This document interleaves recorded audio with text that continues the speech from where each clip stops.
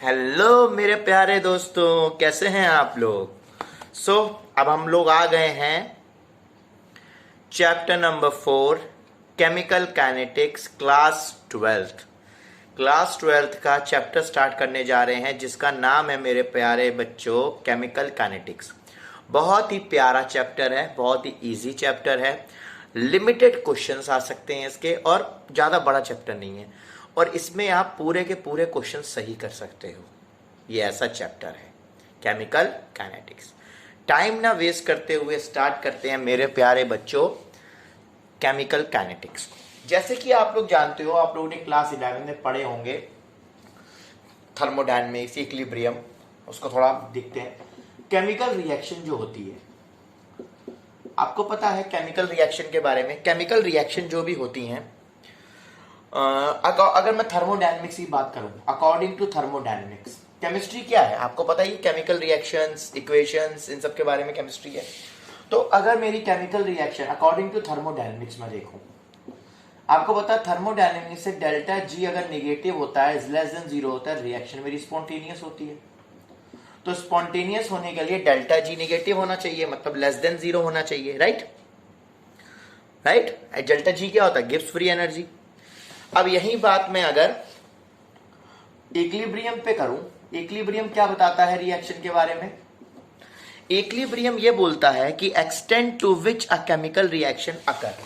ये बोलता है extent to which chemical reaction occur. Extent to which chemical reaction occur. जैसे मान लीजिए A प्लस B बनाता है C। इसका मतलब यह है कुछ टाइम बाद आप देखेंगे, इस रिएक्शन को ऑब्जर्व करेंगे कि जितना रिएक्टेंट टूटेगा उतना प्रोडक्ट बनेगा, और जितना प्रोडक्ट टूटेगा उतना रिएक्टेंट बनेगा। मतलब ये रिएक्शन किस में आ जाएगी? इक्विलिब्रियम में। तो ये बताता है केमिकल इक्विलिब्रियम रिएक्शन में, ये बताता है कब इक्विलिब्रियम आ रहा है, या और ये बोल सकते हैं कि किस एक्सटेंट तक रिएक्शन चलेगी, किस एक्सटेंट तक रिएक्शन प्रॉपर्ली चलेगी, और फिर कब इक्विलिब्रियम आएगा। ठीक है, कब इक्विलिब्रियम हमें रिएक्शन में मिलेगा। ये चीजें हमने इक्विलिब्रियम और थर्मोडायनेमिक्स में देखी। तो हम इन सब से ये तो बता सकते हैं कि रिएक्शन कैसी होगी, स्पॉन्टेनियस की नॉन स्पॉन्टेनियस, और कब तक होगी ये भी बता सकते हैं। लेकिन कितने टाइम तक चलेगी, कितनी स्पीड होगी, कितना टाइम लेगी केमिकल रिएक्शन, ये सब कौन बताता है? हमारा ये चैप्टर केमिकल काइनेटिक्स। क्यों? केमिकल काइनेटिक्स बताता है मेरे प्यारे बच्चों। क्यों गुलजारीलाल? Chemical kinetics. अब केमिकल काइनेटिक्स होता क्या है जानते हैं, लिखा हुआ मैंने। केमिकल काइनेटिक्स होता क्या है? केमिकल काइनेटिक्स का मतलब होता है केमिकल रिएक्शंस प्लस स्पीड और मूवमेंट। काइनेटिक्स का मतलब यहां पर लिखेंगे स्पीड और मूवमेंट। किस रेट से, यहां पर स्पीड में बात हो जाती है रेट, किस रेट से हमारी केमिकल रिएक्शन हो रही है, किस रेट से हमारी केमिकल रिएक्शन हो रही है। चलिए डेफिनेशन देखते हैं। This is the branch of chemistry that deals with the rate of a chemical reaction. ये केमिस्ट्री की वो ब्रांच है जो केमिकल रिएक्शन के रेट से डील करती है। मतलब कि कितनी देर में वो रिएक्शन हुआ, कितना उसको टाइम लगा, किस स्पीड पे हुआ। रेट ऑफ केमिकल रिएक्शन बताता है, rate of chemical reaction. I hope कि इतना क्लियर हुआ होगा। चलिए अब हम स्टार्ट करते हैं rate of a chemical reaction. My topic है, today's topic is rate of chemical reaction. Rate of chemical reaction से जानने से पहले हमें यह समझना है कि हम यहां पर कौन से टाइप की रिएक्शन पढ़ सकते हैं। जैसे कि मैं एग्जांपल लेता हूं, AgNO3, इसको मैंने ट्रीट किया NaCl के साथ, तो ये बना AgCl प्लस NaNO3। ये रिएक्शन जो है डबल डिस्प्लेसमेंट है, आपको पता है, और ये रिएक्शन बहुत ही फास्ट होती है, बहुत ही फास्ट रिएक्शन है।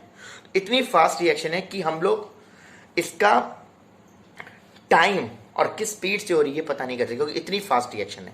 तो इस टाइप की रिएक्शन हम अपने केमिकल काइनेटिक्स में नहीं पढ़ेंगे, क्योंकि इसके बारे में जानना it will be difficult for us, ठीक है, क्योंकि इतनी फास्ट ये रिएक्शन होती है। जैसे ही आप AgNO3 को टेस्ट ट्यूब में लेके डालोगे NaCl में, इतनी टेक डिस्प्लेसमेंट होगा कि आप बता नहीं पाओगे, बहुत तेजी से होता है, इंस्टेंटेंटली। ओके, तो ये रिएक्शन हम लोग यहां पर कंसिडर नहीं करेंगे, हम लोग नहीं पढ़ेंगे। उसके बाद आती है दूसरी रिएक्शन में, देखो कोरोजन, मतलब रस्टिंग ऑफ आयरन। कोई बोलेगा सर इसको तो कर सकते हैं, ठीक है, फिर लगाइए मंजी, लगाइए बेड और देखिए आयरन को रख लीजिए, देखते रहिए साल 2 साल। इतने वेल्ले तो है नहीं हम कि भैया देखते रहेंगे साल 2 साल तक। काम धंधा करना है कि पैसा ऐसा कमाना है कि नहीं कमाना है, क्यों? तो ये रिएक्शन बहुत स्लो होती है, तो इतनी स्लो रिएक्शन को भी हम लोग कंसिडर नहीं करेंगे, हम लोग नहीं पढ़ेंगे। हम पढ़ेंगे मॉडरेट रिएक्शंस, हम लोग पढ़ेंगे मॉडरेट रेट रिएक्शन। हम लोग क्या पढ़ेंगे? मॉडरेट रेट रिएक्शन, जो मॉडरेट रेट्स पे हो रही हो, मॉडरेट स्पीड पे हो रही हो, मॉडरेट टाइम ले रही हो, वो रिएक्शंस पढ़ेंगे हम लोग। जैसे N2 + 3H2 क्या बनाता है आपका? NH3। बैलेंस आप लोग कर सकते हैं, बैलेंस मैंने की नहीं है। तो इस टाइप की रिएक्शंस हम लोग पढ़ेंगे, मॉडरेट रेट की रिएक्शन, ठीक है। चलिए, तो अब हम देखो, अगर मैं ऐसा सिंबल लिख रहा हूं CONS, ऐसे N बना रहा हूं तो इसका मतलब कंसंट्रेशन है, और मैं RN लिख रहा हूं तो इसका मतलब रिएक्शन है। ये शॉर्ट फॉर्म से लिखने की आदत बनी हुई है, आप लोग भी आदत डाल लीजिएगा, अच्छा रहता है। पूरा पूरा कौन लिखेगा, तो आदत बन जाती है शॉर्ट फॉर्म लिखने की। अब देखिए, जैसे कि मान लीजिए मैं एक आपको मेरा एग्जांपल लेता हूं, जैसे मेरे पास ये रिएक्टेंट है और ये प्रोडक्ट है, ठीक।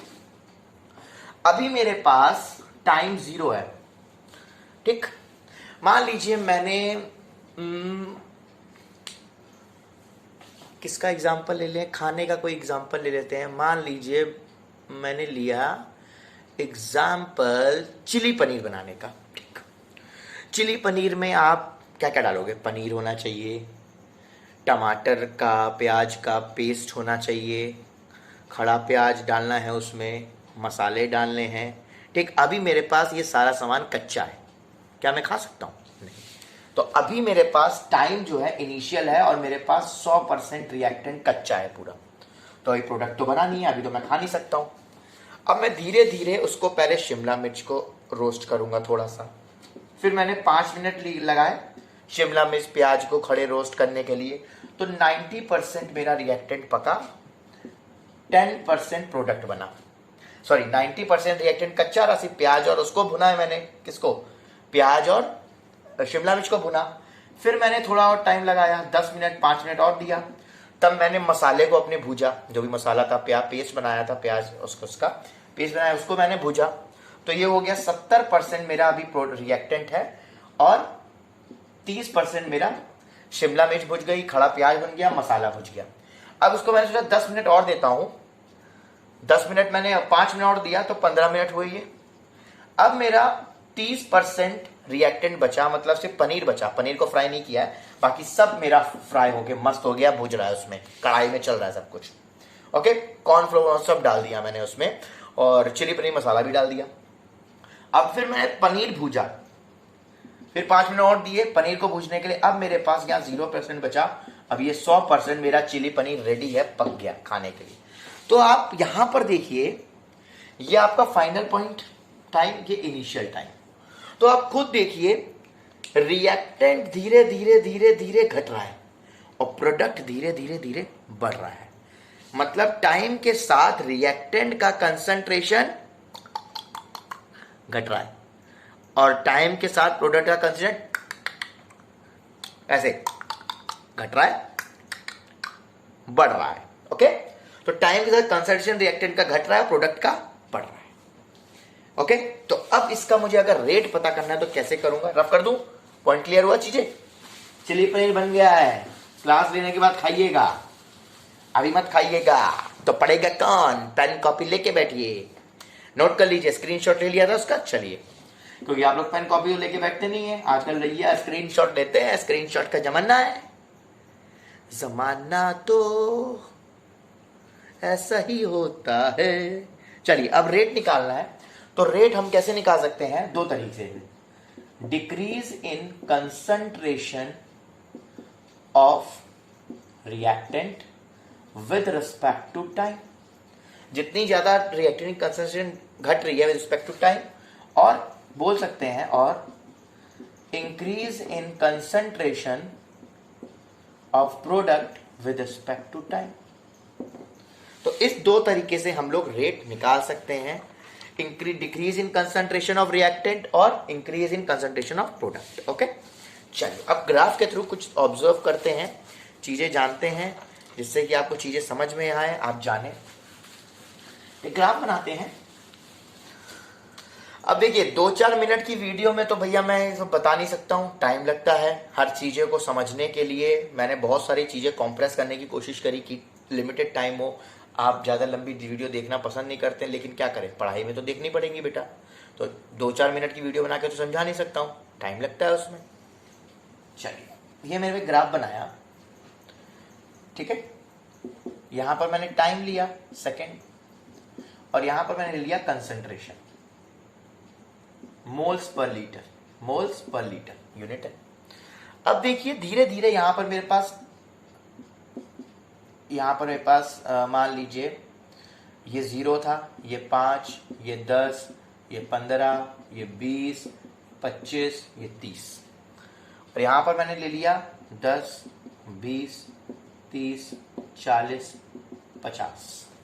अब देखिए ध्यान से कि जैसे जैसे जैसे मेरा टाइम घट रहा है, जैसे जैसे मेरा टाइम बढ़ रहा है, वैसे वैसे कंसंट्रेशन घट रहा है। तो यहां से देखिएगा जैसे जैसे ये देखिए टाइम मेरा बढ़ रहा है, 5, 10, 15, कंसंट्रेशन घट रहा है, और एक स्टेप आने के बाद ये क्या हो गया, इक्विलिब्रियम फेज पे आ गया। मतलब प्रोडक्ट हमारा पक गया। अब जितना रिएक्टेंट टूटेगा प्रोडक्ट बनाने के लिए, उतना ही प्रोडक्ट टूटेगा रिएक्टेंट बनाने के लिए। इक्विलिब्रियम कंडीशन आ गई, ठीक है। ये हो गया। मैंने एक्चुअली 0 यहां पर लिया था, ये 20, ये 10, यहां मैंने 0 लिया है, तो उस स्टेज पे आ रहा है। अगर आप 0 यहां लोगे तो आप नीचे जोड़ सकते हो, ठीक। मैंने यहां 0 लिया तो वो स्टेज पे आ रहा है इक्विलिब्रियम, ठीक है। तो इक्विलिब्रियम यहां पे हो जाएगी स्टेप के बाद। अब मान लीजिए मेरे पास, अब मुझे अगर इक्विलिब्रियम कंसंट्रेशन अचीव करनी है, अगर मुझे इक्विलिब्रियम कंसंट्रेशन अचीव करनी है तो रिएक्टेंट की कंसंट्रेशन 0 होनी चाहिए या तो, और दूसरी चीज या तो रिएक्शन अचीव इक्विलिब्रियम। देखो अगर मुझे इक्विलिब्रियम की कंडीशन अचीव करनी है, पहली चीज या तो रिएक्टेंट की कंसंट्रेशन 0 हो जाए, वो तो अभी दिख नहीं रही, या तो हमारी रिएक्शन इक्विलिब्रियम अचीव कर ले। तो इसने इक्विलिब्रियम अचीव कर लिया। तो अब देखिएगा ध्यान से, अगर मैं बोलूं कि ये टाइम t, ये मेरे पास टाइम t1 है, इस टाइम t1 पे ये t1 टाइम हो गया, मान लीजिए हमारी कंसंट्रेशन है C1, ठीक। इस टाइम t1 पे मेरी कंसंट्रेशन है C1, और इस टाइम t2 पे मेरी कंसंट्रेशन है C2, ठीक। C2 है।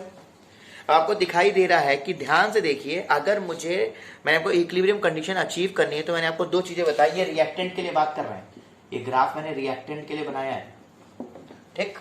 अगर मैं 2 चीजों की बात करूं यहां पर, अगर मुझे अचीव करना है इक्विलिब्रियम कंडीशन, तो कंडीशन क्या होनी चाहिए? अगर मुझे इक्विलिब्रियम अचीव करना है, या तो मेरी रिएक्टेंट की कंसंट्रेशन 0 हो जाए और रिएक्शन मेरा इक्विलिब्रियम अचीव कर ले, तो इक्विलिब्रियम अचीव कर लिया। अब ध्यान से देखिए यहां पर T1 ज्यादा है कि T2 ज्यादा है? ऑब्वियसली बात है, टाइम देखिए बढ़ रहा है, तो T2 will be greater than T1, यही होगा। अब C1 देखिए, C2, इसमें जो C1 है, ध्यान से देखिएगा, ध्यान से, ये T1 है, ये C1 है, तो इसमें क्या है, C1 will be greater than C2, right. देखिए ध्यान से, C1 ग्रेटर होगा C2 से, राइट। अब अगर मुझे एवरेज रेट ऑफ कंसंट्रेशन निकालना है, अगर मुझे एवरेज रेट ऑफ कंसंट्रेशन निकालना है, एवरेज रेट ऑफ कंसंट्रेशन निकालना है, average rate of concentration for reactant की बात कर रहा हूं, अभी रिएक्टेंट की बात नहीं, अभी एवरेज रेट ऑफ कंसंट्रेशन। तो फॉर्मूला क्या होता है, final concentration minus initial concentration, final time minus initial time, यही फॉर्मूला लेंगे हम लोग। फाइनल FC का मतलब फाइनल कंसंट्रेशन, IC का मतलब इनिशियल कंसंट्रेशन, FT का मतलब फाइनल टाइम, और IT का मतलब इनिशियल टाइम। ये मेरे पास है। और यहां पर मेरे पास T2 फाइनल टाइम है, T1 इनिशियल टाइम है, C2 फाइनल है और C1 इनिशियल है। ओके, चलिए, तो अगर मैं यहां पर निकालता हूं, अगर मैं आपका यहां पर निकालूंगा, क्या निकालना है मुझे? Average rate concentration. तो मैंने बोला आपको फाइनल कंसंट्रेशन क्या है यहां पर? C2 minus C1 upon time क्या है? T2 minus T1। ये मेरे पास आया। लेकिन एक बार चीज ऑब्जर्व करिए, अगर मैं यहां पर वैल्यूज लेता हूं, C2 की वैल्यू आ रही है मेरे पास 10 और C1 की आ रही है 40। अगर मैं ग्राफ को ऑब्जर्व करूं, C1 40 है और C2 10 है और T2 मेरे पास 25 है और मेरे पास यहां पर T1 कितना है? 5।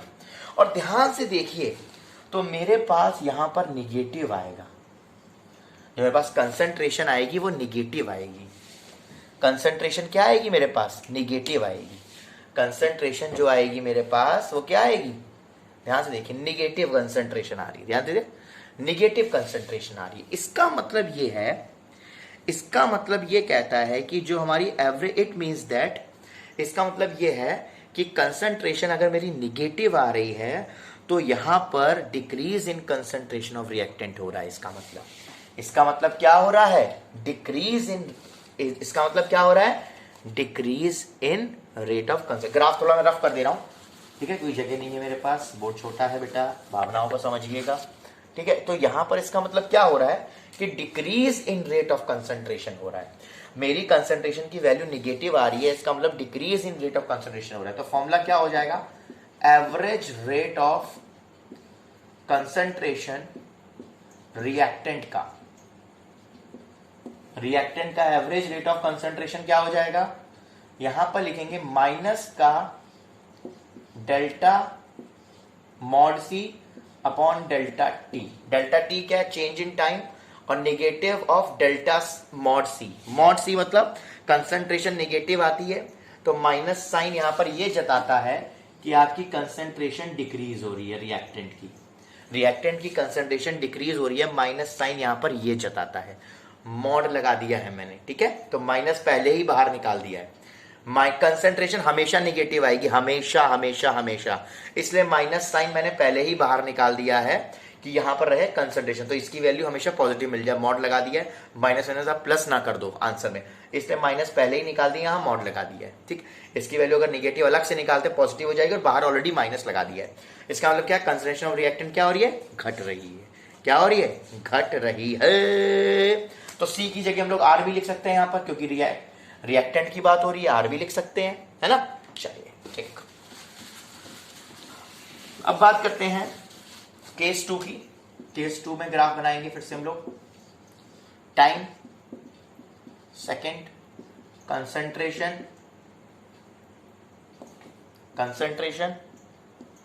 दिखाई दे रहा है? Concentration, right. अब यहां पर देखिए, आपको पता है, हमेशा देखिएगा, समझिए ध्यान से, कि मान लीजिए ये 5 है, ये 0 है, ये 5, 10, 15, 20, 25, 10, 20, 30, 40, 50। अब प्रोडक्ट में आपने देखा था, जब चिली पनीर बना रहे थे, रिएक्टेंट घट रहा था और प्रोडक्ट बढ़ रहा था टाइम के अकॉर्डिंग। तो टाइम के अकॉर्डिंग बढ़ेगा और एक टाइम आने के बाद कांस्टेंट हो जाएगा। अब आपको पता था कि रिएक्टेंट में जो देखा था, सो तो नहीं गए, जग रहे हो प्यारे बच्चों, सोइए मत, नींद से उठिए, ठीक है। जैसे कि हम लोगों ने पीछे देखा था रिएक्टेंट में कि टाइम के साथ हमारी कंसंट्रेशन घट रही थी, टाइम बढ़ रहा था, कंसंट्रेशन घट रही थी। अब क्या हो रहा है कि टाइम के साथ साथ हमारा कंसंट्रेशन क्या हो रहा है? बढ़ रहा है। क्या हो रहा है? बढ़ रहा है। देखिए, लेकिन एक टाइम आने के बाद क्या हो जाएगा? वो इक्विलिब्रियम स्टेज पे आ जाएगा। ओके, तो मान लीजिए इस स्टेज पे हमारी एक T2 टेम्परेचर है, इस पे मेरी कंसंट्रेशन है C1, ओके, और ये मेरे पास T2 है और मेरी यहां पर कंसंट्रेशन है C2। तो आपको साफ साफ दिखाई दे रहा है यहां पर कि जो T2 है वो T1 से बड़ा है, लेकिन यहां पर अब देखिएगा, अब यहां पर C1, ध्यान से ऑब्जर्व करिए, अब मेरे पास ये तो सॉरी गलती हो गई, एक चीज मिस्टेक हो गई, फिर से बता देता हूं। हाँ, जैसे कि आपने देखा ये मेरे पास T1 था, एक मिनट रुकिए, जस्ट वेट, फिर से बना रहा हूं। हाँ, जैसे कि देखा कि टाइम के साथ हमारा कंसंट्रेशन बढ़ रहा है, जैसे कि मैंने देखा कि टाइम के साथ हमारा कंसंट्रेशन बढ़ रहा है। अगर मेरा ये C1 है, ये मेरा C1 है, ये टाइम T1 है और ये C1 है, तो ये मेरा C2 है, टाइम T2 है और ये C2 है। अब यहां पर क्या हुआ, C2 ग्रेटर आ गया C1 से और T2 तो ग्रेटर ही है T1 से, पहले के जैसे ही, राइट। तो अब यहां पर क्या होगा, जब हम लोग एवरेज निकालेंगे, एवरेज रेट ऑफ कंसंट्रेशन, तो C2 minus C1 upon T2 minus T1। अब देखो C2 क्या है 50 में से C1 30 क्या पॉजिटिव आया, मतलब increase in the concentration of product. यहां प्लस आया है, क्या आया है प्लस, तो हम लिख सकते हैं delta C, delta mod C upon delta T, delta mod C, यहां पर लिख देता हूं मैं, यहां पर लिख देता हूं delta mod C upon delta T। T क्या है, चेंज इन टाइम, और यहां पर C की जगह P लिख सकता हूं मैं। यहां पर पॉजिटिव आ रही है हमारी वैल्यू, इसका मतलब क्या हो रहा है, increase in the concentration of time, increase in the concentration of product, increase in the concentration of product. यहां पर हमने एवरेज रेट ऑफ कंसेंट्रेशन निकाला, राइट, यहां पर हमने एवरेज रेट ऑफ कंसेंट्रेशन निकाला। रिएक्टेंट का मेरा कितना आया था, माइनस का delta mod R upon delta T, और प्रोडक्ट का आया था माइनस का plus delta mod P upon delta T। ये फॉर्मूला हमने निकाला था। ओके, नेक्स्ट वीडियो में हम लोग नेक्स्ट चीज के बारे में बात करेंगे। Till then bye bye, take care.